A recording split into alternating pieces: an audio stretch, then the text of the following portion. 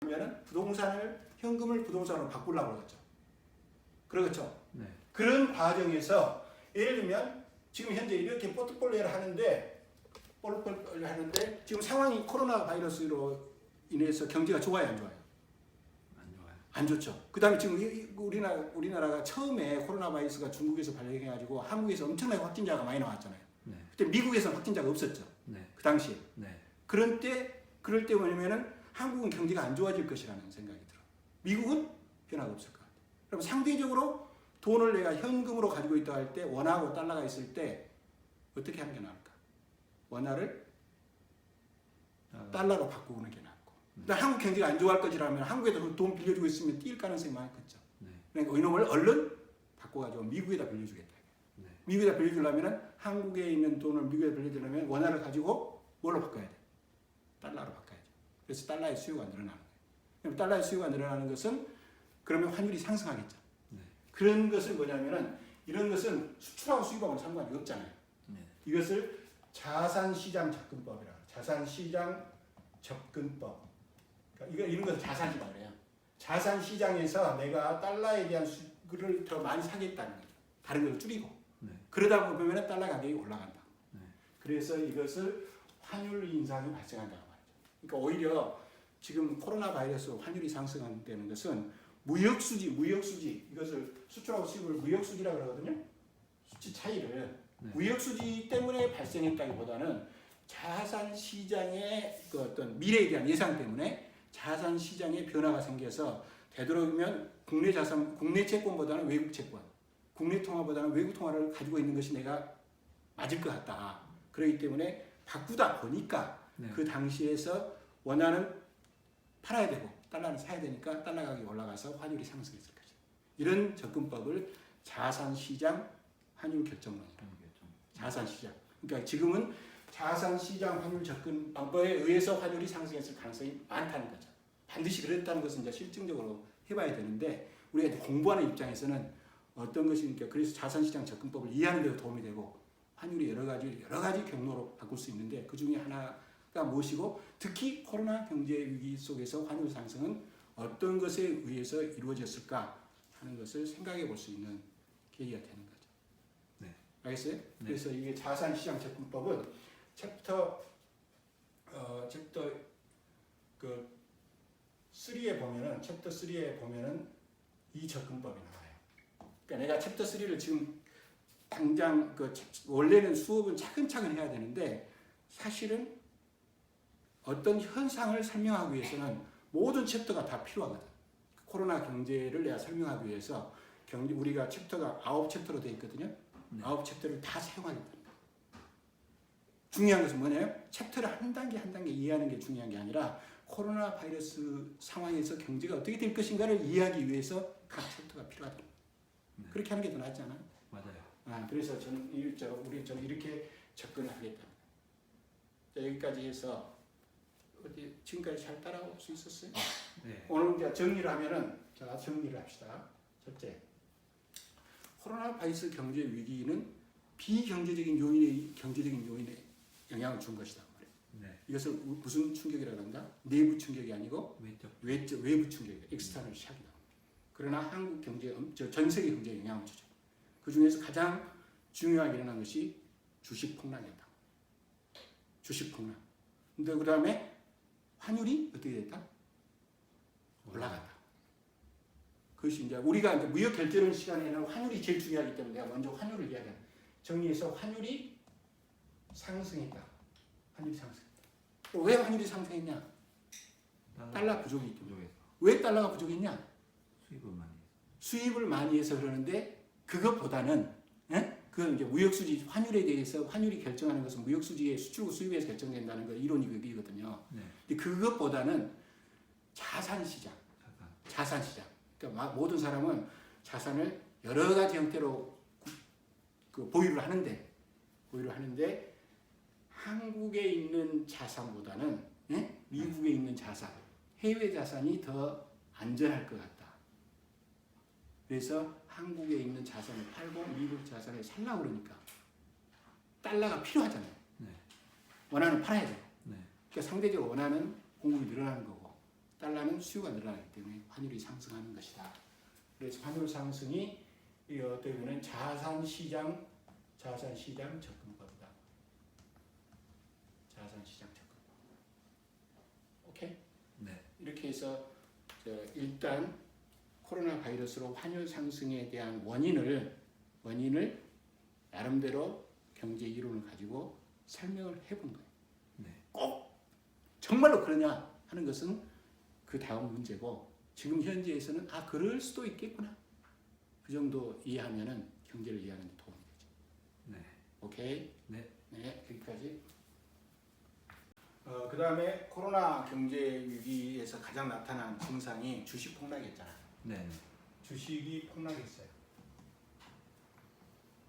주식이 폭락했는데 왜 주식이 폭락했을까? 이제 그것 다 원인이 중요하잖아요. 네. 원인인데 이 원인이 뭘까 하는데 그러면 아까 환율이 올라갔다 했을 때 그 원인을 알기 위해서는 환율이 뭔지를 알아야 되잖아요. 네. 그래서 환율은 아까 뭐냐면 달러의 가격이다. 네. 달러의 수요와 공급에 의해서 결정된다. 공급보다 수요가 많다 보니까 달러 가격이 올라갔다. 달러 가격이 환율이 올라갔다. 네.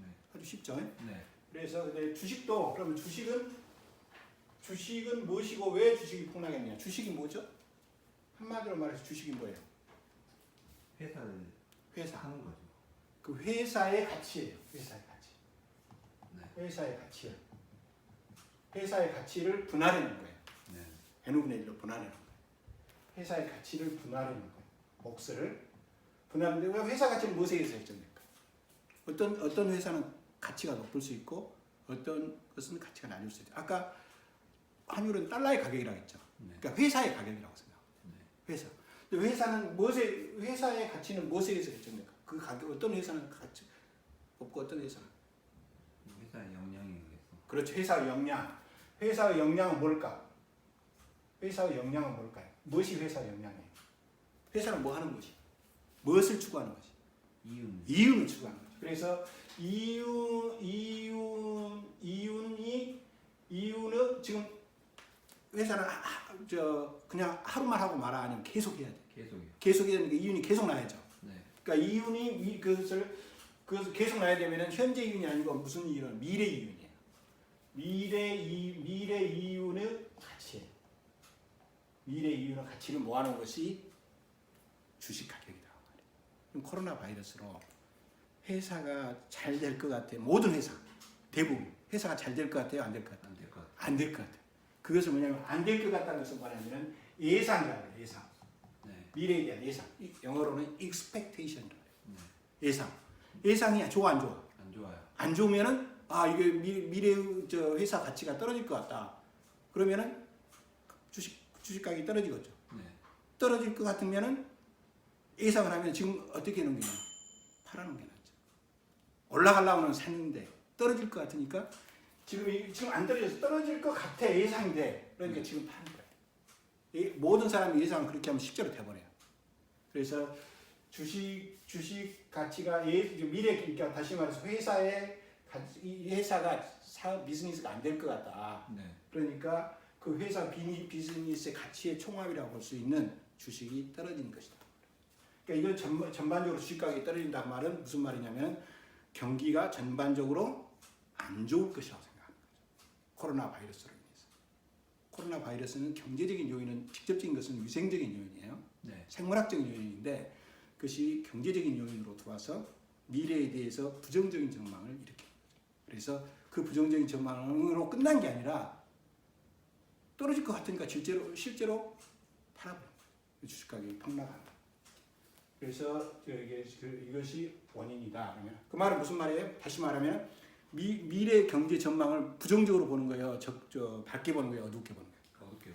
그래서 미래의 경제 전망을 어둡게 보고 있다. 어둡게 보고 있다. 이것을 판정하고 있죠. 네. 코로나 바이러스. 이해가 됐죠? 네. 그러면 이것이 우리나라만 전 세계가 그러고 역시 우리나라도 그런 거죠. 네. 지금 코로나 바이러스는 전 세계 글로벌 현상인데, 네. 그러니까 미래 경제, 그러니까 전 세계 경제가 다 어려울 것 같다. 전 세계 경제가 어려워. 우리나라 경제는 어떻게? 어렵죠. 어렵죠. 우리나라도 어렵다.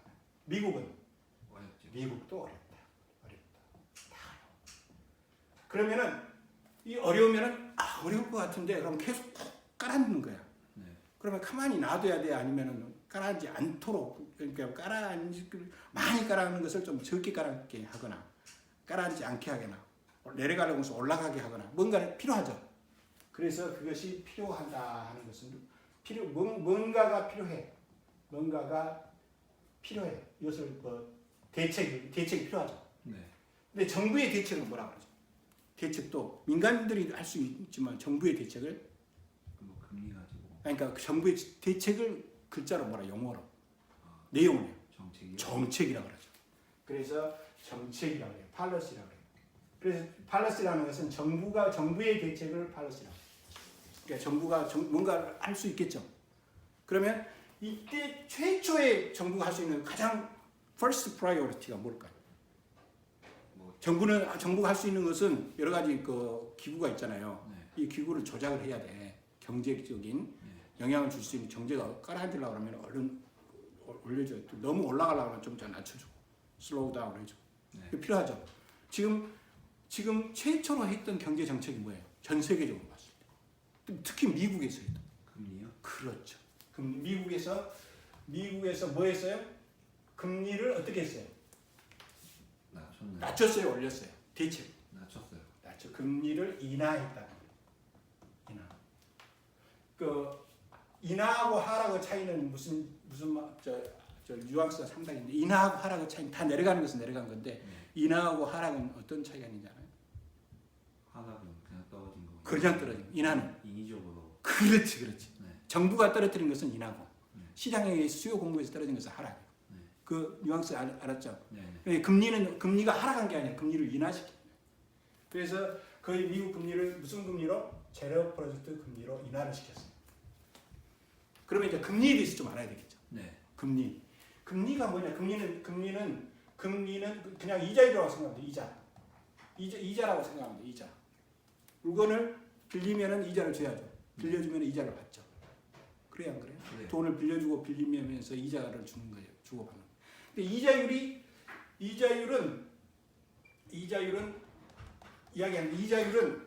가장 이자율에 대해서 이제 공부를 하는 거예요. 이자율에 가장 민감한 것이 뭘까요? 이자율은 모든 것에 다 영향을 줘요. 그렇지만 그 모든 것을 다 이해하는 것은 복잡하니까 가장 민감한 거. 환율이요? 이자율이 환율에 영향을 줘요. 물론 환율에 영향을 줘요. 이자율과 환율이 밀접하게 관계 있는데 어떤 행동에 영향을 주는 거죠. 누구의 행동이 가장 민감한 거예요.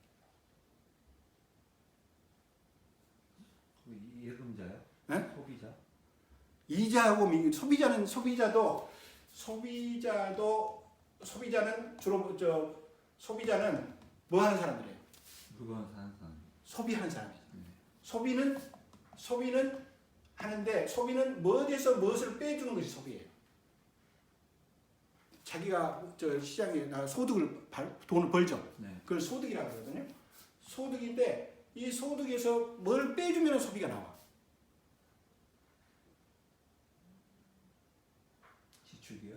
지출이 아니고 저축이에요. 저축. 네. 소득을 했는데 저축하고 남은 걸로 소비를 한단 말이에요. 네. 그렇기 때문에 저축은 왜 저축을 해? 저축하면은 은행에다 저축하면 뭘 주죠? 원금도 주고 이자도 주죠. 그러니까 이것이 또 이자에 영향을 주는 거예요.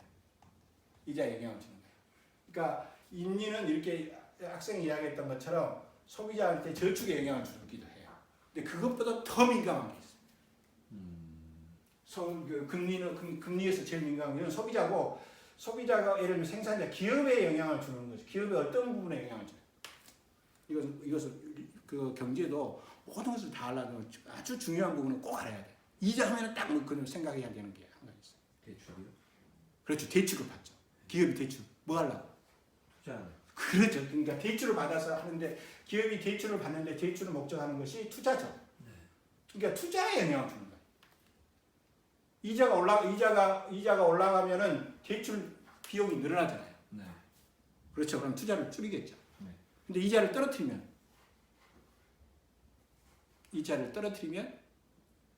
투자가 올라가겠죠. 그렇죠. 투자가 올라가죠. 네. 그러니까 미국이 금리를 떨어뜨렸다. 그 말은 첫 번째 관심은 뭘 올리겠다는 거예요. 투자요. 투자를 올리겠다. 그러니까 투자를 올리겠다는 것은 가만히 놔두면 안 올라간다는 거죠. 네. 왜냐하면 미래 전망이 안 좋으니까. 그러니까 인위적으로 금리를 내려서 투자를 좀 해주라. 같이 해줘야 서로 산다. 네. 그래서 투자를 올리기 위해서 금리를 낮춘 거예요. 그러면 미국이 금리를 인하했단 말은 경기가 좋았기 때문에 인하한 거예요? 나빴기 때문에 인하한 거예요? 나빴기 때문에 인하한 거죠. 뭐 하려고? 좋게 하려고. 투자를 올리려고. 네. 그래서 이 투자를 올리라는데 그래서 이 투자하고 관련된 것은 하나의 식이 있어요. 네? 여러분들이 나중에 이제 이것이 3장, 5장에 나와요. 5장. 챕터 5에 나오는데 y는 c 플러스 i 플러스 g 플러스 x 마이너스 m이라는 게 있어요. 이 식이 있어요. 이것은 뭐냐면은 아까 여기 소비 있었죠. 소비. 네. 이것을 컨섬 이건 소비예요. 이건 뭐예요? 투자. 이것은 정부가 하는 거예요. 정부. 그다음에 이것은 수출이에요. 이건 수입이에요. 그러니까 이거 화살표가 이렇게 되는데 경제가 잘 돌아가려면 경제가 잘 돌아가려면 이 말의 뜻은 경제가 잘 순환이 되려면은 뭐가 있어야 돼요? 수요가 늘어나야 된다. 수요가 증식돼야 된다. 수요에는 소비자가 하는 소비 수요가 있고 기업이 하는 투자 수요가 있고 정부가 하는 정부 수요가 있고 그다음에 외국 사람들이 우리 물건 사주는 수출이 있고 그다음에 우리가 수입을 해보는 것은 우리나라 입장에서 보면 빠져나가본 거죠. 네. 우리나라 것은 수요니까 마이너스 난 거예요. 그러니까 이 식은 수요가 늘어나야 소득이 경기가 좋아진단 말이에요. 수요가 늘어나야 경기가 좋아지는데 그럼 수요가 늘어나는 원인은 CIGX-M이다 말이에요. 그러니까 미국으로 말하면 미국은 지금 수요가 지금 코로나 바이러스 때문에 수요가 안 줄어들었죠. 네. 그럼 경기가 안 좋아진단 말이에요. 네. 그럼 늘려야죠. 네. 제일 결정적인 것은 뭐냐면은 그 자본주의 경제에서 가장 다이나믹한 것은 기업이 하는 거예요. 네. 기업이 하는 가장 중요한 활동은 투자예요. 투자를 촉진을 시켜야 한다. 투자를 촉진시키기 위해서는 뭐예요? 투자에 가장 민감한 영향을 주는 것이 투자 비용이죠. 네. 그러니까 금리란 말이에요. 그래서 금리를 낮추겠다는 거죠. 이해가 됐습니까? 네. 그래서 미국이 코로나 바이러스 경제에서 가장 그 결정적인 것은 현상은 정책적으로 하락이 아니라 인하가 발생해요. 미국이 금리를 인하했다는 거죠. 그 말은 우리가 이제 일반 경제하는 사람들 지금 경제를 전 세계적으로 경제를 안 좋게 보고 있구나. 그렇기 때문에 계속 안 좋아지면 안 되니까 대책을 세우고 있구나. 일종의 코로나 바이러스에 해당되는 백신을 지금 집어넣는 거죠. 네. 백신. 코로나 바이러스나 경제랑 마찬가지예요. 네. 어디서 발생하면은 어디서 발생하면 전 세계적으로 돌아다녀요. 코로나 바이러스나 경제 바이러스나 비슷해요. 원리는 여기까지 됐죠? 네. 한번 좀 지우세요 다시. 가격이 폭락한 현상이라는 것은 그 세계 경제를 미국의 중요 정책 담당하는 사람들 부정적으로 보고 있다는 거죠. 그렇죠? 네. 그것을 반증하는 것이고 이것에 대한 대책으로 금리를 인하해서 이자율을 인하해서 무엇을 늘리겠다? 투자를 늘려서 경기를 활성화시키겠다. 이렇게 지금 하고 있다는 거죠. 이것을 이건 정부가 하는 정부가 한 거죠. 네. 이것을 정책이라고 해요. 정책이라고 하는데 무슨 정책이라고 해요? 금리를 인하시켜서 경기를 활성화시키겠다. 그것을 통화정책. 통화정책 어려워요? 안 어려워요? 안 어려워요. 통화정책을 쓴 거예요. 알겠어요? 네. 근데 세계는 같이 움직일까 따로따로 움직일까? 같이 움직여요. 코로나 바이러스가 우리에게 준 교훈은 세계는 같이 움직인다. 네. 같이 움직인다. 그래서 통화정책인데 이 금리를 인하니까 한국은 어떻게 되느냐? 그러니까 미국 전 세계 안 좋은데 한국은 전 세계 경제 의존도가 높은다라죠. 네. 경제 의존도가 높으니까 우리나라 경제도 좋아질 것 같아, 안 좋아질 것 같아? 전망이 안 좋아질 가능성이 많죠. 네. 그러니까 그것을 정부 당국장도 알까 모를까? 알죠. 그럼 가만히 있을까? 대책을 세워야 될까? 대책을 세워야 되는데 이 한국에서도 똑같이 정책은 국가는 어떨 때. 그래서 한국에서는 이 금리를 인하하냐 올리니 아니 인하하지 않느냐 동결시키냐 하는 것은 금융통화위원회라고 있어요. 금융통화위원회라는 게 있어요. 금융통화위원회를 하는데 원래 이거 한 달에 한 번씩 하거든요. 급하니까 얼른 임시 소집해 버렸어요. 임시로 소집을 했다. 네. 빨리 소집을 했어요. 누가 소집? 한국은행 총재가 소집하고. 네. 한국은행 총재가 소집을 했어요. 자, 눈치를 뭐 하려고 소집했을까? 금리 낮추려고. 금리를 낮춰. 알았어요? 네. 그래서 금리를 인하하기 우리도 금리를 인하하기 위해서 지금 통화위원회를 해갖고 금리 인하했어요, 안 했어요? 금리를 인하했죠. 그래서 0%대로 금리가 줄어들었잖아요. 네. 1%대에서 0%대로 이제 금리가 줄어들었어요. 정확하게 0.75%인가? 0.75. 네. 네. 0.75인가? 0.75인가? 금리가 인하됐죠. 15%. 네. 금리가 인하됐죠. 네. 근데 원래 한국금융통화위원회에서 금리를 인하하면서 옛날에 금리를 인하할 때보다 좀 마음이 편했어요. 항상 우리가 금리를 인하하면은 걱정되는 게 목적은 왜 금리를 인하할까? 아까 금리하고 투자를 증가시켜서 그다음에 경기를 활성화시키겠다. 네. 이렇게 하는 것이 목적이거든. 근데 부수적인 효과가 발생할 수 있어요. 우리나라가 금리를 인하하면은 미국이 금리를 인하를 안 했다면, 네. 미국 금리를 인하하는데 우리나라 금리를 인하해 버리면 우리나라 금리가 낮아져 보잖아요. 네. 그러면 국제 금융 자본이 있죠. 네. 이자를 보고 움직이는 자본이 있을 거 아니에요. 네. 그 자본이 우리나라는 금리가 낮아져 보고 미국은 안 낮아지니까 다른 나라는 가만히 있어 버리면 빠져나가 버리죠. 그러니까 이게 자본 유출이 발생할 수 있다는 거죠. 달러가 나가볼 수 있다. 네. 네. 근데 지금은 미국이 선제적으로 금리를 인하해 버렸으니까 미국은 0% 우리 0.75니까 좀 낮추더라도 갈 가능성이 약하죠. 네. 그러니까 마음이 편하다. 알겠어요? 네. 그래서 이 자본 유출을 덜 걱정해도 되는 상태에서 편안하게 했단 말이에요. 금리 인하를. 이해가 됐죠? 네. 그러니까 우리는 항상 금리를 인하할 때는 투자에다 영향을 주지만 자본이 빠져나가는 것을 또 고려를 해야 한다. 국제 자본은 금리에 의해서 움직이잖아요. 어려운 거 있어요? 없어요. 없죠. 그래서 이게 이제 이렇게 했는데 이런 것은 무슨 정책이라고? 통화 정책. 통화 정책이고 금리를 인하하는 것을 줄이겠다는 거예요. 경기를 활성화시키겠다는 거예요. 아니면 경기를 위축시키겠다는 거예요. 활성화. 이것을 통화 정책인 여기다가 팽창화시키겠다는 거죠. 활성화시키겠다. 팽창적 통화 정책이에요. 그러니까 미국이 이렇게 할 수 있어요. IMF 코로나 위기로 말미암아서 세계 경제가 안 좋을 것 같으니까 미국이 선제적으로 팽창적 금융 정책을 써서 금리를 인하했고 거기에 맞춰서 한국도 편안한 마음으로 팽창적 금융 정책을 썼다. 네. 이해가 됐어요? 네. 네. 그런데 이제 또 이것만 가지고는 조금 부족할 수도 있다. 당장의 문제를. 이게 경제는 실물 부분하고 화폐 부분이 있어요. 경제는 실물 부분 아까 실물 부분이 있는데 이게 금리를 인하했어. 금리를 인하했는데 이 금리를 인하했던 것이 전 세계 전 국가 우리나라 경제 전체에 영향을 미치죠. 네. 전라도에만 미치거나 경상도에만 미치거나 그렇지 않는다. 근데 지금 코로나 바이러스 급한 곳은 어디요? 대구 경북 있잖아.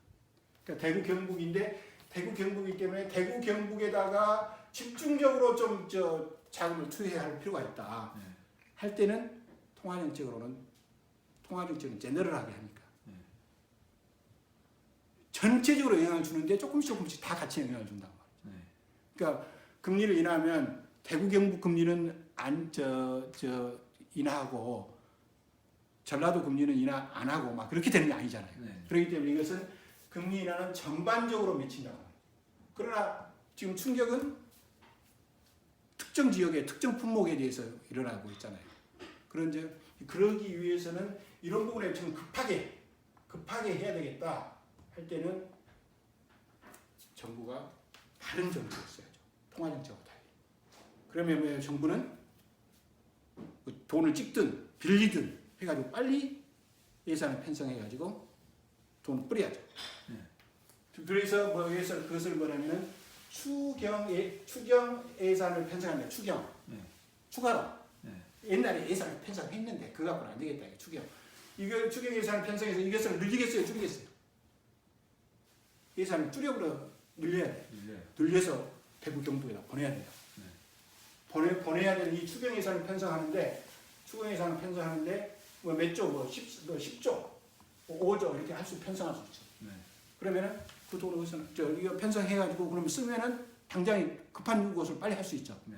근데 이런 정책은 금리를 이제 인하하는 정책과는 다른 정책이다. 이것은 무슨 정책이라고 하냐면은 정책은 정책인데 일단 식물 부분에 직접적으로 영향을 준다. 직접적으로. 네. 우리가 무슨 약을 먹으면은 몸 전체에 영향을 주지만 그 주사를 어떻게 보면 꼬매면은 바로 그 부분에만 영향을 주죠. 네. 그래 이것은 아까 금리를 인하면서 통화 정책이야. 이건 통화 정책이 아니죠. 네. 무슨 정책? 통화 정책이 아닌 정책인데 필요해. 지금 금리를 인하 추경 예산 편성하자. 이걸 무슨 정책? 통화 정책은 아니에요. 정부가 하는 거죠. 정부는 하는 정책이 딱 두 가지밖에 없어요. 통화 정책 아니면 무슨 정책? 그 재정 정책. 아, 재정 정책. 그래서 재정 정책이 정책. 재정 정책을 평가해요. 이것도 팽창적이에요, 신축적이에요. 팽창적 재정 정책. 팽창적 재정 정책을 펴면은 그래서 이 팽창적 재정 정책을 펴자고 누가 강력하게 이야기를 했냐? 누가 주장할까? 대통령이요? 정부에서 주장하죠. 특히 당에서 선거를 해야 돼. 선거를 하는데 가장 민감한 것이 당이잖아요. 네. 그래서 선거를 지금 선거가 오니까 이 당에서는 이걸 강하게 주장하는 거예요. 그렇죠? 근데 그걸 이해를 해. 네. 그렇지만 실제로 예산을 편성해서 지출하려고 하면 예산이 있어야 되잖아요. 네. 필요는 한데 예산이 있어야 되잖아. 네. 어디서? 지금 돈이 10조가 이미 다 했는데 예산 다 편성하고 수입 지출 다 했는데 10조를 더 해야 돼. 그럼 그 돈을 어디서 나죠? 빌려요. 누구한테 빌려? 은행이요. 정부한테 은행이 정부한테 빌리지 정부가 은행한테 빌리면 쓰겠어요? 생각해 보세요. 한국은행이 저기 광주은행이 있어. 광주은행이 주영이한테 돈 빌린다 그러면 말이 돼요? 그거 안 되죠. 네. 그 레벨이 있는 거죠. 그래서 정부는 누구한테 돈을 빌려야 돼? 한국은행한테 돈을 빌려. 돈 좀 찍어라. 나중에 갚겠다. 그렇죠? 네. 어떻게 갚어? 나중에 세금 걷어야죠. 세금. 지금은 당장 세금 못 걷잖아. 세금 걷어갖고 갚을 테니까 지금 빌려주라. 그렇게 해갖고 빌려갖고 쓰는 거예요, 당장. 그건 재정정책이야. 근데 이것을 실제로 해야 되는 것은 기획재정부 장관이다. 기획재정부 장관이 난색을 표명했어. 네.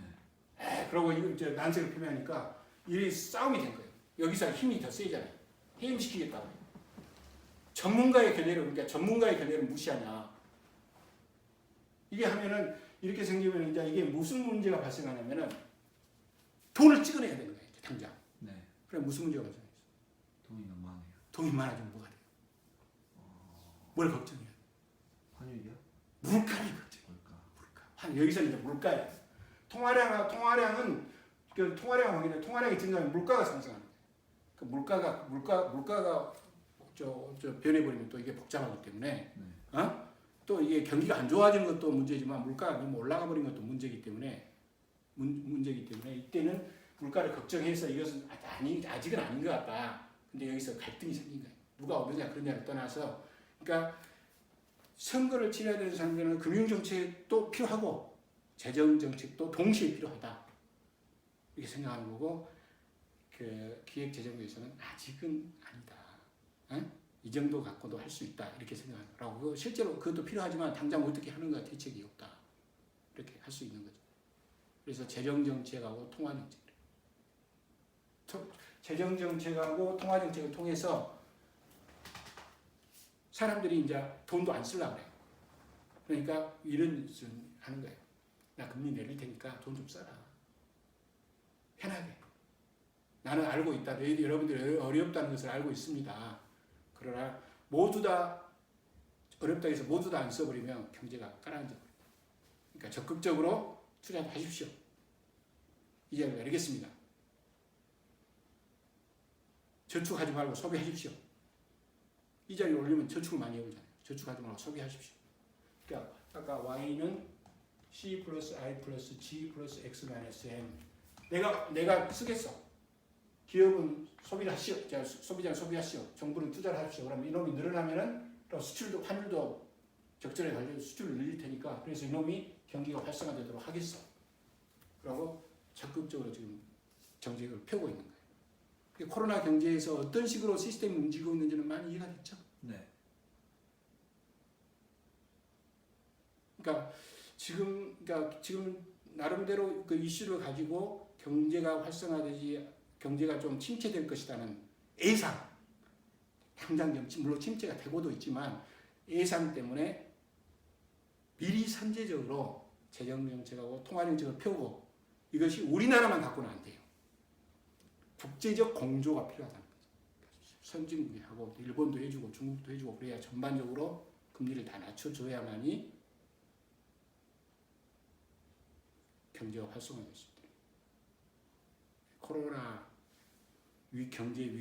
코로나 사태를 통해서 경제에서 미치는 영향을 어떤 식으로 해석해 갈 것인가.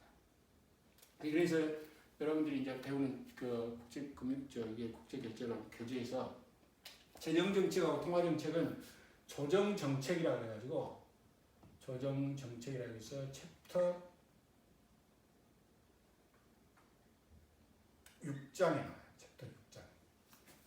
그러니까 너는 차근차근 공부하는 게 아니고 코로나 경제 위기를 요하기 위해서는 1장부터 9장이 다 필요해요.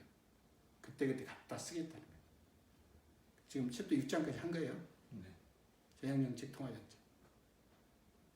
국제공조는 뭐 이제 마지막에는 8장이 나와요. 거기까지 한 거예요. 오늘 여기까지 하게요.